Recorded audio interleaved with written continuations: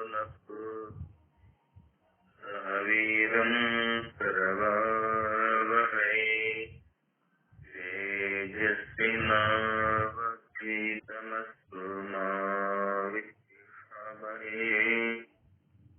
ಓಂ ಶಾಂತಿ ಶಾಂತಿ ಶಾಂತಿ. ಓಂ ಪೂರ್ಣಮದಃ ಪೂರ್ಣಮಿದಂ ಪೂರ್ಣಾತ್ ಪೂರ್ಣಮುದಚ್ಯತೆ ಪೂರ್ಣಸ್ಯ ಪೂರ್ಣಮಾದಾಯ ಪೂರ್ಣಮೇವಾವಶಿಷ್ಯತೆ. ಓಂ ಶಾಂತಿ ಶಾಂತಿ ಶಾಂತಿ. ಪರಮ ಪೂಜ್ಯ ಪ್ರಾತಸ್ಮರಣೀಯರಾದ ಶ್ರೋತ್ರಿಯ ಬ್ರಹ್ಮನಿಷ್ಠರಾದ ಶಿವಾನಂದ ಸಿದ್ಧಾರೂಢ ಯತೀಶ್ವರರಿರುವವರುಗಳಲ್ಲಿ ಶತಕೋಟಿ ದೀರ್ಘದಂಡ ನಮಸ್ಕಾರಗಳನ್ನು ಸಮರ್ಪಿಸಿ, ಪರಮ ಪೂಜ್ಯ ಪ್ರಾತಸ್ಮರಣೀಯರಾದ ಶ್ರೋತ್ರಿಯ ಬ್ರಹ್ಮನಿಷ್ಠರಾದ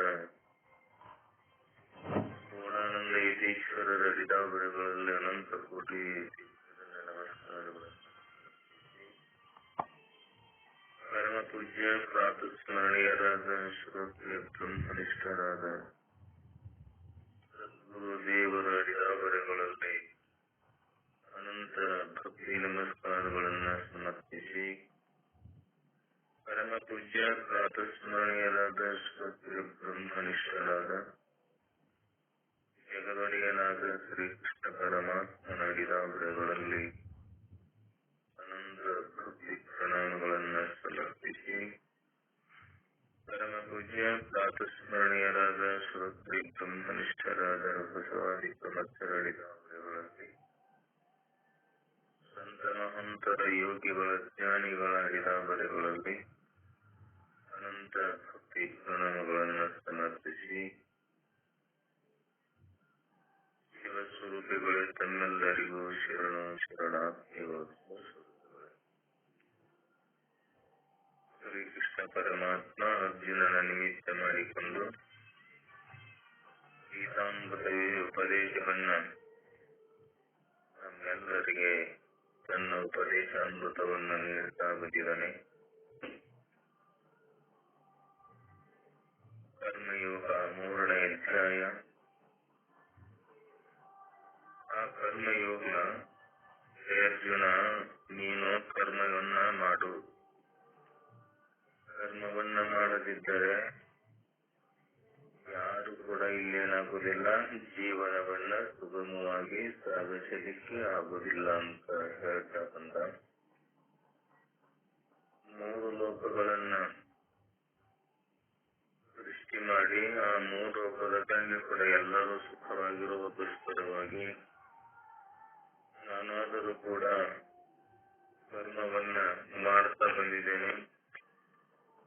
ಅದಕ್ಕೆ ಜ್ಞಾನಿಯೇ ಆಗಲಿ ಅಜ್ಞಾನಿಯೇ ಆಗಲಿ ಕರ್ಮಗಳನ್ನ ಮಾಡಲೇಬೇಕು.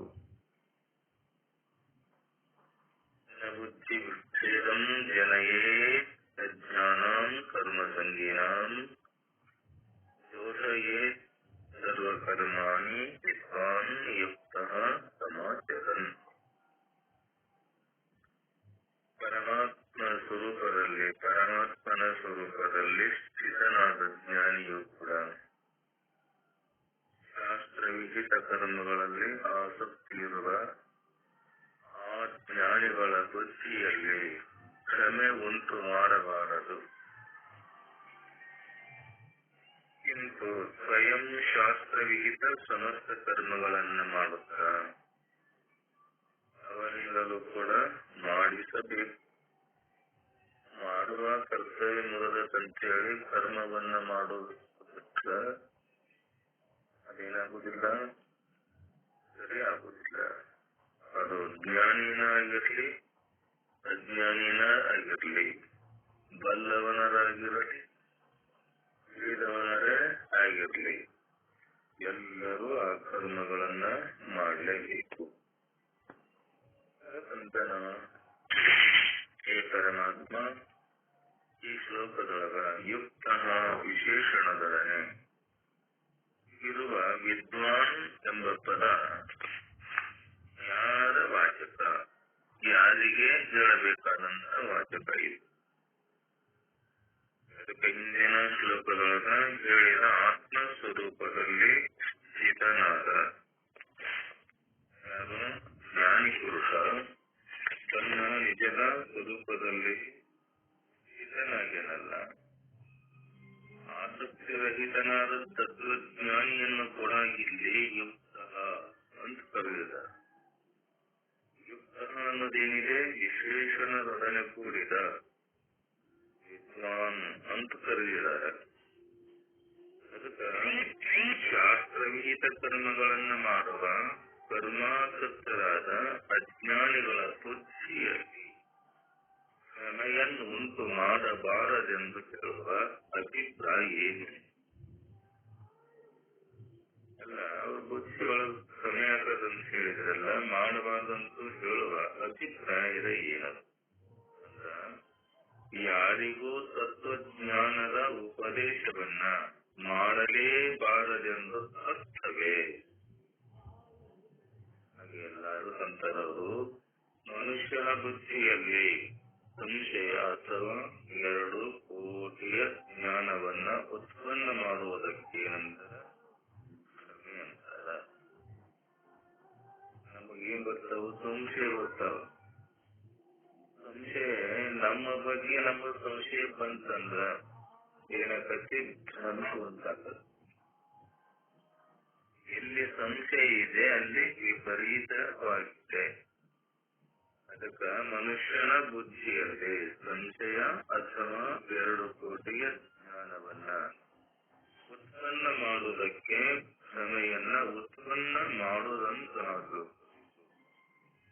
ಅಥ ಏತ ಕರ್ಮಾಸಕ್ತ ಮನುಷ್ಯರಲ್ಲಿ ಕರ್ಮಗಳಲ್ಲಿಯೂ ಕರ್ಮವನ್ನ ಬೋಧೆ ಮಾಡುವ ಶಾಸ್ತ್ರಗಳಲ್ಲಿಯೂ ಕೂಡ, ಅದಕ್ಕೆ ನಂತರ ಅದೃಷ್ಟ ಭೋಗಗಳಲ್ಲಿಯೂ ಕೂಡ ಆಸ್ತಿಕ ಬುದ್ಧಿ ಇದೆಯಲ್ಲ, ಆ ಬುದ್ಧಿಯಲ್ಲಿ ವಿಚಲಿತವನ್ನುಂಟು ಮಾಡಿ ಅವರ ಮನಸ್ಸಿನಲ್ಲಿ ಕರ್ಮಗಳ ಮತ್ತು ಶಾಸ್ತ್ರಗಳ ವಿಷಯದಲ್ಲಿ ಅಸಕ್ತಿಯನ್ನುಂಟು ಮಾಡುವುದಕ್ಕೆ, ಆ ಬುದ್ಧಿಯಲ್ಲಿ ಭ್ರಮೆ ಉಂಟು ಮಾಡುವುದೆಂದು ಹೇಳ್ತಾರ.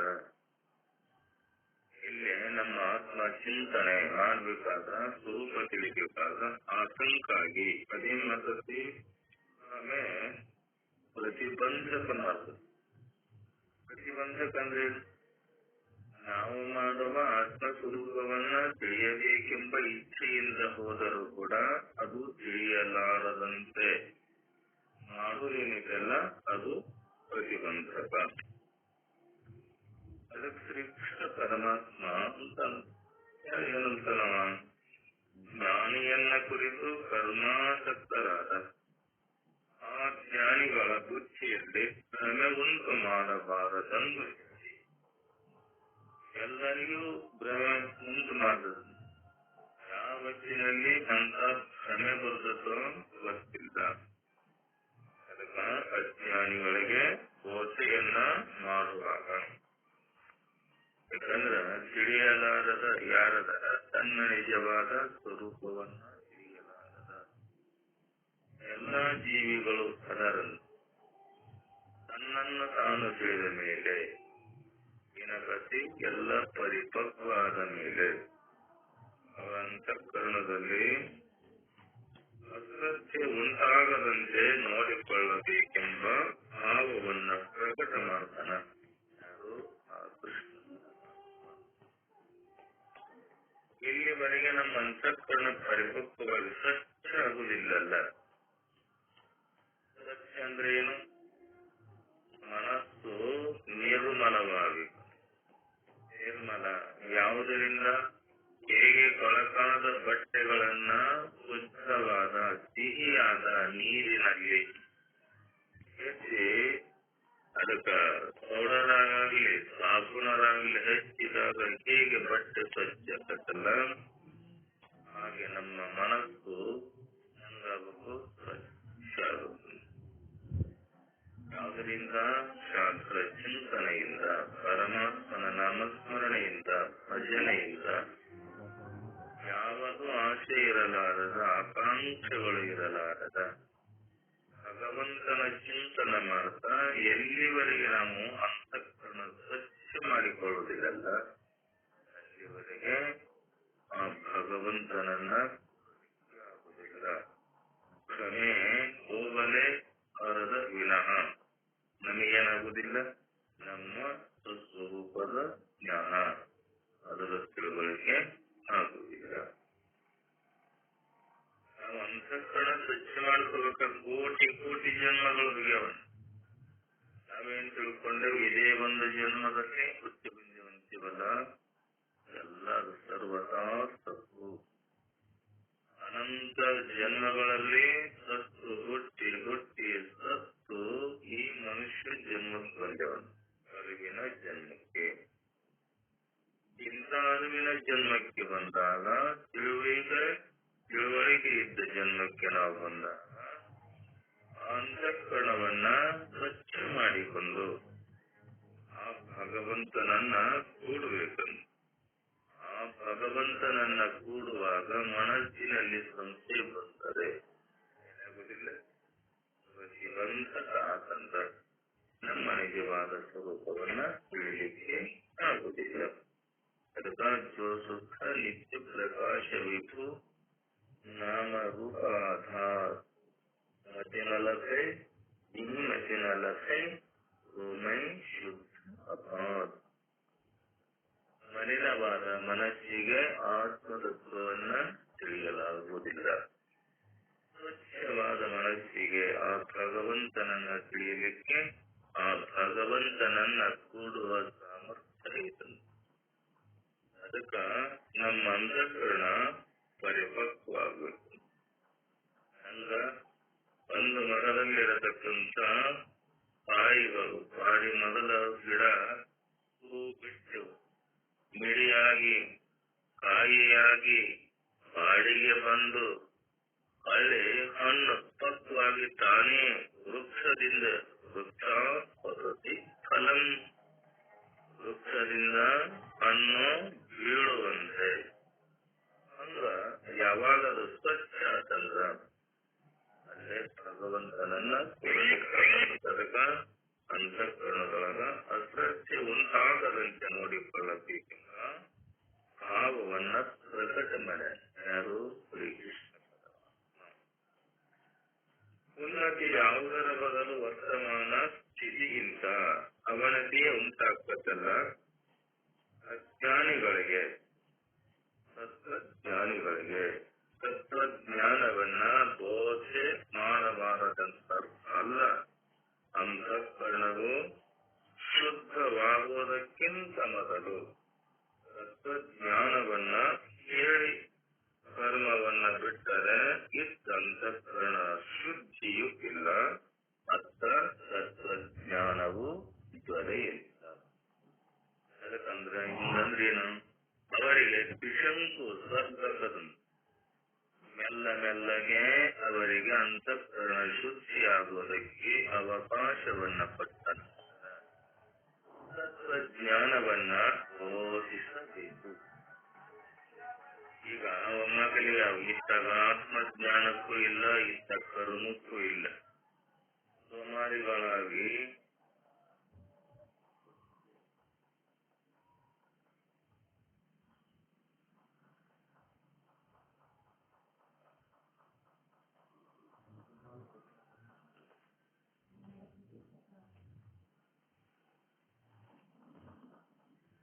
ತಿಳಿದಿಲ್ಲ ಅಂದ್ರ ಅವರಿಗೆ ನಂತರ ಅವರಿಗೆ ಶಂಕು ಸ್ವರ್ಗ.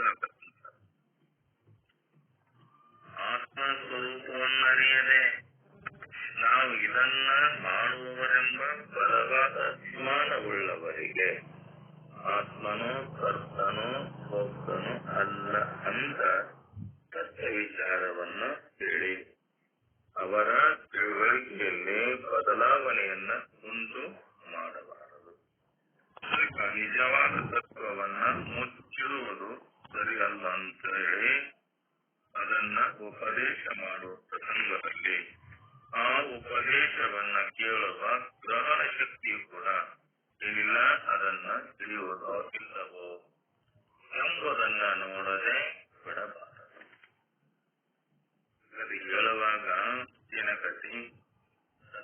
ಪದಾಮೃತವನ್ನ ಕೇಳುವಾಗ ಸಂಶಯ ನಮಗೆ ಬಹಳ ಬರ್ತವಲ್ಲ. ಕುತರ್ಕಂ ನ ಕರೆ. ನೀನು ತತ್ವಜ್ಞಾನವನ್ನ ಆತ್ಮಜ್ಞಾನವನ್ನ ಕೇಳುವಾಗ ಕೇಳಬೇಕಾದ್ರೂ ಕೂಡ ಏನ್ ಮಾಡಬಾರ್ದು? ಕುತರ್ಕವನ್ನ ಮಾಡಬಾರದು. ನಿನ್ನ ನಿಜವಾದ ಸ್ವರೂಪ ನೀ ತಿಳ್ಕೋಬೇಕಾಗಿತ್ತಂದ್ರ ನೀನು ಕುತರ್ಕವನ್ನ ಮಾಡಬೇಡ. ಅದಕ್ಕ ಆತ್ಮ ಕರ್ತನು ಭೋಕ್ತನು ಅಲ್ಲ, ಕರ್ತ ಅಲ್ಲ, ಭೋಕ್ತ ಅಲ್ಲ. ತತ್ವ ವಿಚಾರವನ್ನ ಹೇಳಿ ಅವರ ತಿಳುವಳಿಕೆಯಲ್ಲಿ ಬದಲಾವಣೆಯನ್ನು ಉಂಟು ಮಾಡಬಾರದು. ಯಾಕ? ನಿಜವಾದ ತತ್ವವನ್ನ ಮುಚ್ಚಿಡುವುದು ಸರಿಯಲ್ಲ.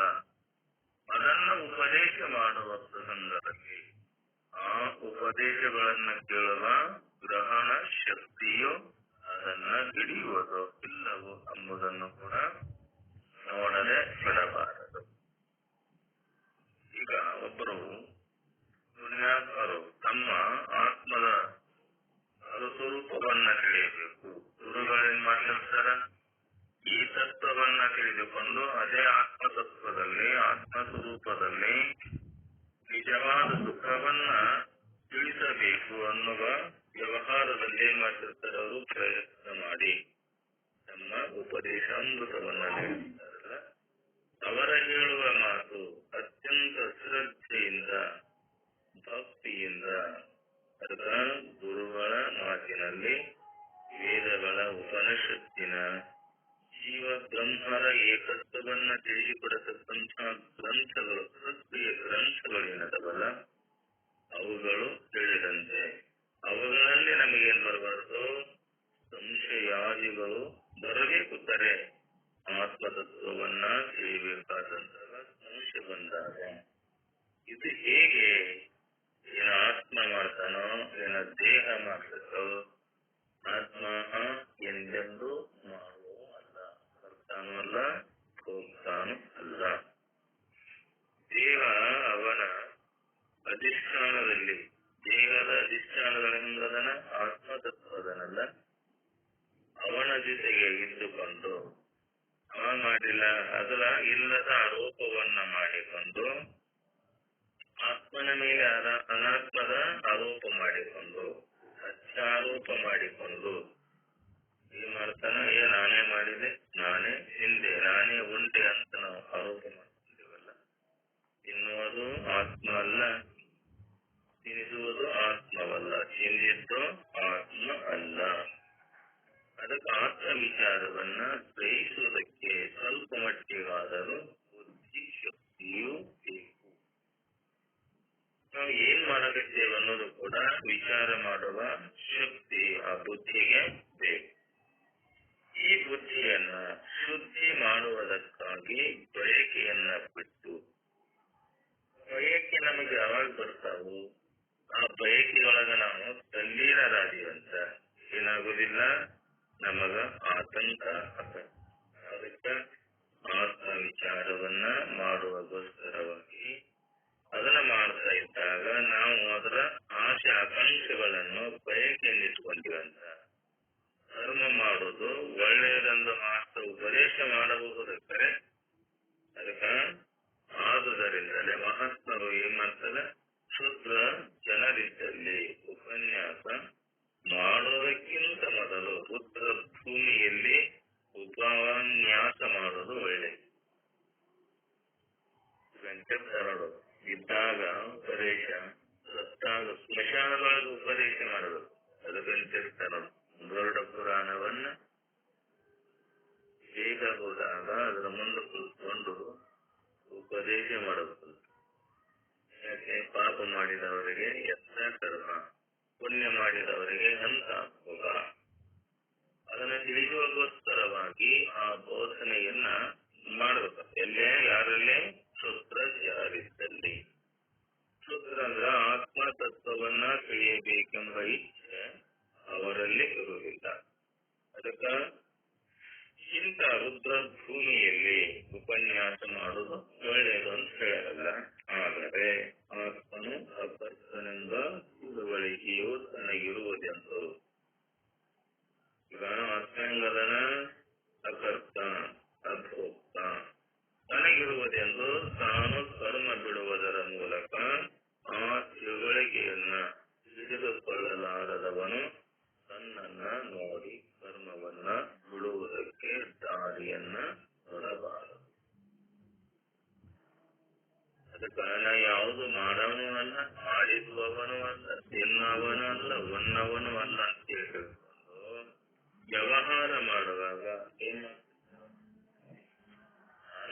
ಸ್ವರೂಪ ಅಂತ ಹೇಳ್ತಾರೆ.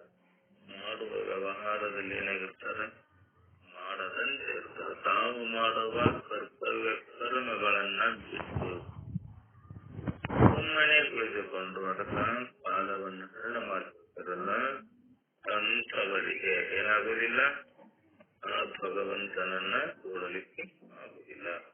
ಅದಕ್ಕೆ ಅವನ ಮೇಲು ಪಂಕ್ತಿಯ ಉಪಯೋಗವಿಷ್ಟೆಂದರೆ ಆತ್ಮ ಸ್ವರೂಪವನ್ನರಿತವನು ಬಯಕೆ ಇಲ್ಲದಿರುವ ಬುದ್ಧಿಯಿಂದ ಕೂಡಿದವನಾಗಿ ಮಾಡುತ್ತಾ ಶಾಸ್ತ್ರೋಕ್ತವಾದ ಎಲ್ಲಾ ಕರ್ಮಗಳನ್ನ ಮಾಡಿಸಬೇಕು. ತಾನು ಮಾಡಬೇಕು, ಅನ್ಯರನ್ನು ಕೂಡ ಮಾಡಿಸುತ್ತಾ ಇರಬೇಕು. ತತ್ವಜ್ಞಾನವನ್ನ ತಿಳಿದುಕೊಂಡು ಏಲಪ್ಪ ನನ್ನ ಕರ್ತವ್ಯ ಮುಗಿದಂತೇಳಿ ಇನ್ನೊಬ್ಬರಿಗೆ ಹೇಳಬೇಕಾದ್ರೂ ಕೂಡ ಆ ಕರ್ಮವನ್ನ ಅವನು ಮಾಡ್ತಾ ಇರಬೇಕು. ಹೇಳುವವನು ಮಾಡಬೇಕು, ಕೇಳುವವನು ಕರ್ಮವನ್ನ ಮಾಡಬೇಕು. ಯಾರಂತೆ? ಶ್ರೀಕೃಷ್ಣ ಪರಮಾತ್ಮನಂತೆ. ಮೂರು ಲೋಕದಲ್ಲಿ ಅವ ಮಾಡುವ ಕರ್ತವ್ಯ ಕರ್ಮ ಏನು ಇಲ್ಲ ಕಲೆ, ಇಲ್ಲದಿದ್ದರೂ ಕೂಡ ಏನಂತಾನೆ, ಹೇ ಅರ್ಜುನ, ನಾನು ಮೂರು ಲೋಕಗಳಲ್ಲಿ ಕರ್ತವ್ಯ ಕರ್ಮ ಮಾಡಿ ಮುಗಿದಿದೆ, ಆದರೂ ಕೂಡ ನಾ ಯಾಕೆ ಕರ್ಮವನ್ನ ಮಾಡ್ತೇನೆ? ಲೋಕ ಸಂಗ್ರಹಕ್ಕಾಗಿ ಮಾಡ್ತೀನಲ್ಲ. ಅದಕ್ಕಾಗಿ ನೀನು ಕೂಡ ಏನ್ ಮಾಡು, ಬಯಕೆ ಆಸೆ ಇರಲಾರದ ಕರ್ಮವನ್ನ, ಆ ಬಯಕೆಯಿಂದ ಕರ್ಮವನ್ನ ಮಾಡ್ತಾ ಇದ್ದ, ಅದೇನಕ್ಕಿ ಕರ್ಮವನ್ನ ಬಿಡುವುದಕ್ಕೆ ದಾರಿಯನ್ನ ಕೊಡಬಾರದು. ಆ ಕರ್ಮ ಮಾಡಿ ವ್ಯವಹಾರ ಮಾಡಬೇಕಂತ. ಕರ್ಮ ಮಾಡದಿದ್ದರೆ ಅದೇನಾಗುವುದಿಲ್ಲ, ಜೀವನ ಸುಗಮವಾಗಿ ಆಗುವುದಿಲ್ಲ. ಅದಕ್ಕ ಬುದ್ಧಿಯಿಂದ ಕೂಡಿದ, ಬಯಕೆ ಇಲ್ಲದಿರುವ ಬುದ್ಧಿಯಿಂದ ಕೂಡಿದವನಾಗಿ ಶಾಸ್ತ್ರೋಕ್ತ ಕರ್ಮಗಳನ್ನ ಮಾಡ್ತಾ ಎಲ್ಲಾ ಕರ್ಮಗಳನ್ನ ಮಾಡಿದ್ವು. ತಾನು ಮಾಡಬೇಕು, ಮತ್ತೊಬ್ಬರಿಂದಲೂ ಕೂಡ ಮಾಡುತ್ತಾ ಇರಬೇಕು. ಹೀಗೆ ಕರ್ಮವನ್ನ ಮಾಡಿ ಚಿತ್ತ ಶುದ್ಧಿಯಾದ ಮೇಲೆ ತತ್ವ ವಿಚಾರದ ಮಾತು. ಬುದ್ಧಿ ಎಲ್ಲಿ ಮಲಿನಾಗಿತ್ತಂದ್ರ ಅಲ್ಲಿ ಆತ್ಮದ ತತ್ವದ ವಿಚಾರ ಮಾಡಲಿಕ್ಕೆ ಆಗುದಿಲ್ಲ. ಅದಕ್ಕ ಮಾಡುವ ವ್ಯವಹಾರ ಹೆಂಗಿರಬೇಕು, ಪರಿಶುದ್ಧವಾಗಿರಬೇಕು. ನಾನು ಕರ್ಮವನ್ನ ಮಾಡ್ತಾ ಇರಬೇಕು, ಕರ್ಮವನ್ನ ಮಾಡಿ ಮಾಡದಂತೆ ಇರಬೇಕು. ಅದಕ್ಕ ಮಾಡಿದೆನೆಂಬುದು ಮನದಲ್ಲಿ ಹೊಳೆದರೆ ಏಡಿಸಿ ನಾವು ಮಾಡೇನನ್ನು ಭಾವ ಕನಸು ಮನಸ್ಸಿನಲ್ಲಿ ಕೂಡ ಬರ್ತಬಾರ್ದು. ಅದಕ್ಕ ಅರ್ಜುನ, ನೀನು ಹಂಗ ತಪ್ಪು ತಿಳುವಳಿಕೆಯನ್ನ ತಿಳಿದುಕೊಂಡು ಮಾಡುವ ವ್ಯವಹಾರದಲ್ಲಿ ಏನಾಗಿರಬೇಕು, ಮಾಡಬೇಕು, ಮಾಡಿಯೂ ಮಾಡದಂತಿರಬೇಕು. ಭರತ ಸತ್ತಮ, ಕರ್ಮವು ಕೀಳೆಂದು ಎಂದಿಗೂ ಭಾವಿಸಬೇಡ. ಅರ್ಜುನ, ನೀನು ಆ ಕರ್ಮ ಕೀಳೈತಂತೇಳಿ ಎಂದೆಂದು ಭಾವಿಸಬೇಡ. ಪಂಡಿತನಾಗಿರಲಿ, ಯೋಗಿಯನಾಗಿರಲಿ, ಸಮಾಹಿತ ಜ್ಞಾನಿಯಾಗಿರಲಿ, ಮಹಾತ್ಮ ಯಾರಿದ್ದರೂ ಸರಿಯೇ, ಅವರು ಕರ್ಮಾಸಕ್ತರಾಗಿ ಆ ಬುದ್ಧಿಯನ್ನ ಜ್ಞಾನ ಬೋಧೆಯಿಂದ ಬಿಡಿಸಬಾರದು. ಸತ್ಕರ್ಮದಲ್ಲಿ ಅವಕ್ಕೆ ಏನ್ ಮಾಡಬೇಕು, ಬುದ್ಧಿಯನ್ನ ಕೆಡಿಸಿಕೊಳ್ಳಬಾರದು, ಜ್ಞಾನಬೋಧೆಯಿಂದ ಕೆಡಿಸಬಾರದು. ನಾವು ತತ್ವದ ಮನಸ್ಸು ನಿತ್ಯ ನೈಮಿತ್ತಿಕಾದಿ ಕರ್ಮಗಳನ್ನ ಆಚರಿಸಬೇಕು. ನಿತ್ಯಾಗಲಿ ನೈಮಿತ್ತಿಕಾಗಲಿ ಸಂಚಿತ ಆಗಮ್ಯ ಪ್ರಾರಬ್ಧ ಕರ್ಮಗಳೇನದವಲ್ಲ, ನಿತ್ಯ ಕರ್ಮ ನಾವೆಲ್ಲರೂ ಮಾಡ್ಲೇಬೇಕು, ನೈಮಿತ್ತಿಕ ಕರ್ಮಗಳನ್ನು ನಾವು ಕೂಡ ಮಾಡ್ಲೇಬೇಕು. ಅಂತ ಕರ್ಮಗಳನ್ನ ಆಚರಣೆ ಮಾಡಬೇಕಂತ ಇನ್ನೊಬ್ಬರಿಗೆ ಕರ್ಮಾನುಷ್ಠಾನಕ್ಕೆ ಪ್ರೋತ್ಸಾಹ ನೀಡಬೇಕಲ್ಲದೆ ಅದುವೇ ನಿಜವಾದ ಗುರುಗಳ ಕರ್ತವ್ಯ. ಅಂತ ಮಹಂತರ ನೀತಿ ಧರ್ಮಗಳು ಏನಿದವಲ್ಲ ಇವನ್ನ ಆಚರಣೆ ಮಾಡಲೇಬೇಕು. ಭಗವಂತನ ಏನು ಅತ್ಯಂತ ಉಚಿತ ಹಾಗೂ ಮನನೀಯ. ಪರಮಾತ್ಮ ವಿಶ್ವವ್ಯಾಪಿ ಅದ. ಅಚ್ಛೇದ್ಯದನ, ಅಶೋಷ್ಯದನ, ಅಭೇದ್ಯದನ, ನಿತ್ಯ ಸರ್ವಗತದನ, ತಾನು ಅಚಲ ಸ್ವರೂಪದನ, ಅವನೇ ತಾನೆಂದು ಅರಿತ ಅನುಭಾವಿಯೋ ಅವನೇ ಜ್ಞಾನಿ, ಅವನೇ ವಿದ್ವಾಂಸ. ದೇವನ ತಿಳಿವಿಲ್ಲದ ಜಡಪುಚ್ಚಿಯ ಜನರು ಏನದರ ಅಜ್ಞಾನಿಗಳದರ. ಅಜ್ಞರ ಹೃದಯದಲ್ಲಿ ಅಂಧಕಾರ ತುಂಬಿದೆ. ಯಾರಲ್ಲಿ? ಅಜ್ಞರಿಗರಲ್ಲ, ಅಹಂಕಾರಿಗಳಿಗರಲ್ಲ, ಅಂಥವರ ಹೃದಯದಲ್ಲಿ ಏನಾಗಿದೆ? ಅಂತಃಕಾರ ತುಂಬಿದೆ. ಅಂತಃಕಾರ ಅಂದ್ರ ಕತ್ತಲೆ, ಇರುವಾಗೂ ಕತ್ತಲೆ, ಹೋಗುವಾಗೂ ಕತ್ತಲೆ, ಇದ್ದು ಜೀವಿಸುವಾಗೂ ಕೂಡ ಕತ್ತಲೆ. ಇಂಥ ಕತ್ತಲೆಯೊಳಗ ವಿಷಯ ವ್ಯಾಮೋಹ ನೆಲೆಸಿದೆ. ಎಲ್ಲಿ ಅಂತಃಕಾರ ಇದೆ, ಎಲ್ಲಿ ವಿಷಯ ವ್ಯಾಮೋಹವಿದೆ, ಅಲ್ಲೇನಿದೆ? ಹೃದಯದೊಳಗ ಅಂತಃಕಾರ, ಅಹಂಕಾರ ತುಂಬಿದೆ. ಅದಕ್ಕೆ ವಿಷಯ ವ್ಯಾಮೋಹ ಎಲ್ಲಿ ನೆಲೆಸಿದೆಯಲ್ಲ ಅಲ್ಲೇ ಸ್ವಾರ್ಥ ಬುದ್ಧಿ ತಲೆ ಎತ್ತಿದೆ. ಸ್ವಾರ್ಥದ ತವರು, ಅದಕ್ಕೆ ಸ್ವಾರ್ಥ ಪಾಪದ ತವರು ಅಂತ. ಸ್ವಾರ್ಥಿಗಳ ನಾವಾದೀವಂದ್ರ ಏನಾಗುವುದಿಲ್ಲ? ಭಗವಂತನನ್ನು ಆಗುವುದಿಲ್ಲ. ಈ ಜನ ಕ್ರೀಡೆಗಳಲ್ಲ, ಕರ್ಮಶೀಲರು. ಆದರೆ ಯಾವುದು ಪವಿತ್ರ, ಯಾವುದು ಕರ್ಮ ಮಾಡೋದು ನೀಚ ಕರ್ಮ ಅವರಿಗೆ ತಿಳಿಯುವುದಿಲ್ಲ. ಅವರಿಗೆ ಅಜ್ಞಾನಿಗಳಿಗೆ, ಅಂಧಕಾರಿಯಾದವರಿಗೆ, ಅಹಂಕಾರ ತುಂಬಿದಂಥ ವಿಷಯ ವ್ಯಾಮೋಹಿಗಳಿಗೆ, ಅದಕ್ಕಂತವರಿಗೆ ಏನಾಗುವುದಿಲ್ಲ, ನಾ ಏನ್ ಮಾಡಕತ್ತೇನೆ ಅನ್ನೋದು ಕೂಡ ಗೊತ್ತಾಗುವುದಿಲ್ಲ. ಅದಕ್ಕ ಜ್ಞಾನಿ ಮಹಾತ್ಮ ಅಜ್ಞಾನಿಗಳನ್ನ ಸಂಪೂರ್ಣ ಏನ್ ಮಾಡ್ತಾನವ? ಕರ್ಮಹೀನರನ್ನಾಗಿ ಪರಿವರ್ತಿಸಬಾರದು. ಮೊದಲ ಕತ್ತಲೆಯ ಕೋಣೆಯಲ್ಲಿ ಜೀವನ ಮಾಡಿದಂತೆ ವ್ಯವಹಾರ ಮಾಡ್ತಾರಲ್ಲ, ಅಜ್ಞಾನವೆಂಬ ಕತ್ತಲೆ ಈ ವ್ಯವಹಾರ ಮಾಡುವಾಗ ಜ್ಞಾನವನ್ನ ತಿಳಿವಿ ಅವ್ರಿಗೇನ್ ಮಾಡಬೇಕು? ಕರ್ಮದಲ್ಲಿ ಪ್ರವೇಶ ಆಗುವಂತೆ ಮಾಡಿ. ಅವರೇನ್ ಮಾಡ್ತಾರ? ನಿಷಿದ್ಧ ಕರ್ಮಗಳನ್ನ ಮಾಡ್ತಿರ್ತಾರೆ. ವಿಹಿತ ಕರ್ಮಗಳನ್ನ ಬಿಟ್ಟು ನಿಷಿದ್ಧ ಕರ್ಮಗಳನ್ನ ಮಾಡ್ತಿರ್ತಾರೆ. ಅಂತ ನಿಷಿದ್ಧ ಕರ್ಮಗಳಿಂದ ನಿವೃತ್ತರಾಗಿ ವಿಹಿತ ಕರ್ಮಗಳಲ್ಲಿ ತೊಡಗುವಂತೆ ಪ್ರೋತ್ಸಾಹ ಮಾಡಬೇಕಂತ. ಇದೇ ಬಲ್ಲವರ ಲೋಕ ಸಂಗ್ರಹ ಕಾರ್ಯ. ಅದಕ್ಕ ದುರಿತ ಕರ್ಮವನ್ನು ವಲ್ಲದಿರೋ ಪುಣ್ಯವೇ ಮಾಡು. ಹೇ ಮನುಷ್ಯನೇ, ಹೇ ಜ್ಞಾನಿಯೇ, ಇನ್ನೇನ್ ಮಾಡಬೇಡ? ಪಾಪ ಕೃತ್ಯಗಳನ್ನ ಪುಣ್ಯಗಳನ್ನ ಮಾಡಿ, ಸಜ್ಜನರ ಸಂಘ ಮಾಡಿ, ಸದ್ಗುರುಗಳ ಸಾನ್ನಿಧ್ಯಕ್ಕೆ ಹೋಗಿ ನಿನ್ನ ಆಚಾರ ವಿಚಾರಗಳು ಹೇಗಿರಬೇಕು? ಪರಿಶುದ್ಧವಾಗಿರಬೇಕಪ್ಪ. ಅದಕ್ಕ ಈಗ ಹೆಂಗಿರಬೇಕು? ಲೋಕ ಸಂಗ್ರಹ ಕಾರ್ಯ ಇದು. ಒಂದು ವೇಳೆ ಮಂದಮತಿಗಳಿಗೆ ನೀವು ಬ್ರಹ್ಮರೂಪರು, ಪಾಪ ಪುಣ್ಯಗಳಿಂದ ನಿರ್ಲಿಪ್ತರು, ಸದಾ ಮುಕ್ತರು ಅಂತ ಬೋಧಿಸಿದರೆ, ವಿರೋಚನ ಸಿದ್ಧಾಂತಿಯಂತೆ ವಿಕೃತಾರ್ಥ ಮಾಡಿಕೊಂಡು ಹೀನ ವೃತ್ತಿ ಕೀಳ್ತಾರ. ಈ ಕಡೆ ಕರ್ಮ ಶ್ರದ್ಧೆಯು ಹಾನಿ, ಆ ಕಡೆ ನೈಜ ಜ್ಞಾನದ ಅಪ್ರಾಪ್ತಿ. ಉಭಯ ಭ್ರಷ್ಟರಾದ ಅವರೇನಕರ ತ್ರಿಶಂಕು ಸ್ವರ್ಗದಲ್ಲಿ ಬಾಳಬೇಕಾಗತಃ. ಅಜ್ಞಾರ್ಥ ಪ್ರಬುದ್ಧಸ್ಯ ಸರ್ವಂ ಬ್ರಹ್ಮೇತಿ ಯೋ ವದೇತ್. ಮಹಾನಿರಯ ಜಾಲೇಷು ತೇನ ನಿಯೋಜಿತಃ. ಪ್ರಬುದ್ಧರಾದ ಅಜ್ಞರಿಗೆ ಸರ್ವವು ಬ್ರಹ್ಮವೆಂದು ಹೇಳಿದವನು ಅವರನ್ನೆಲ್ಲ ನರಕ ಕೂಪದಲ್ಲಿ ಕೂಡುತ್ತಾನೆ. ಕಾರಣ ಅಜ್ಞಾನಿಯಾದ ಅಂತಃಕಾರದಿಂದ, ಅಹಂಕಾರದಿಂದ ತುಂಬಿದ ಇಂಥ ಅಜ್ಞಾನಿಗಳಿಗೆ ನೀನೇ ಬ್ರಹ್ಮರಿ ಅಂತ ಹೇಳಿದ್ರ ಅವ್ರೇನ್ ಮಾಡ್ತಾರ? ನಾನೇ ಬ್ರಹ್ಮ ಸ್ವರೂಪ, ನಾ ಎಲ್ಲ ಮಾಡಿದ್ರೆ ನಡೀತದಂತೇಳಿ ಮಾಡಬಾರದ ಪಾಪ ಕೃತ್ಯಗಳನ್ನ ಮಾಡಿ ಅವರು ನರಕ ಕೂಪದೊಳಗೆ ಬೀಳ್ತಾರೆ. ಅದಕ್ಕ ಉಪದೇಶಕ ಅದನ್ನೆಲ್ಲ ಒಂದು ಮಾತನ್ನೆಲ್ಲ ಲಕ್ಷ್ಯದಲ್ಲಿಡಬೇಕು. ಬೋಧ ತತ್ವ ನಡೆಯುವಾಗ ಹೇಳುವಂತ ಎಲ್ಲರೂ ಕೂಡ ನಾವು ಲಕ್ಷ್ಯದಲ್ಲಿಡಬೇಕು. ಏನದು? ವ್ಯಕ್ತಿಗಳಲ್ಲಿ ನೀತಿ ಸೌಧ ಕಟ್ಟುವುದು ಬಹಳ ಕಷ್ಟ.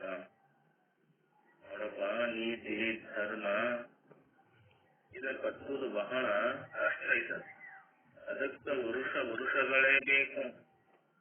ಇಂಥ ಒಳ್ಳೆಯ ವ್ಯಕ್ತಿಗಳಾಗಬೇಕಾದ್ರ ಪಾಪ ಕೃತ್ಯದಲ್ಲಿ ಆಚರಣೆ ಮಾಡ್ತಾ ಇದ್ದಂತ ಅವರನ್ನ ಶುದ್ಧೀಕರಣ ಮಾಡಿ ನೀತಿ ಮಾರ್ಗಕ್ಕೆ ಹಚ್ಚಬೇಕಾತಂದ್ರ ವರ್ಷಗಳೇ ಬೇಕು. ಕಟ್ಟಿದ ಸೌಧವನ್ನ ಕೆಡುವುದಷ್ಟು ಕಷ್ಟ ಅಲ್ಲ, 1 ನಿಮಿಷ ಸಾಕು. ಈಗ ನಾವು ನಮ್ಮ ಜೀವನ ಪರ್ಯಂತರವಾಗಿ ಒಳ್ಳೆಯ ಅನಿಸ್ಕೊಳ್ಳುದು, ಒಳ್ಳೆಯ ಜನರು ಅನಿಸ್ಕೊಳ್ಳೋದು ಬಹಳ ಕಷ್ಟ. ಅವ ದುಷ್ಟದನ, ಅವ ಕೆಟ್ಟದನ ಅಂದ್ರೆ 1 ಸೆಕೆಂಡ್ ಸಾಕು. ಮಾಡುವ ನೀತಿ ಧರ್ಮವನ್ನ ಬಿಟ್ಟು ಆದಿ ತಪ್ಪಿದರೆ ಅಗೌರವದಿಂದ ಕೂಡಿದ ಮನುಷ್ಯ ಏನ್ ಮಾಡ್ತಾನ? ಇಲ್ಲಪ್ಪ ಇವ ಕೆಟ್ಟ ದುಷ್ಟದನಂತ. ಆ ದುಷ್ಟರನ್ನ ಒಳ್ಳೆಯ ಮಾರ್ಗಕ್ಕೆ ಹಚ್ಚಬೇಕಾದ್ರೂ ಕೂಡ ವರ್ಷ ಉರುಳಬೇಕಂತ.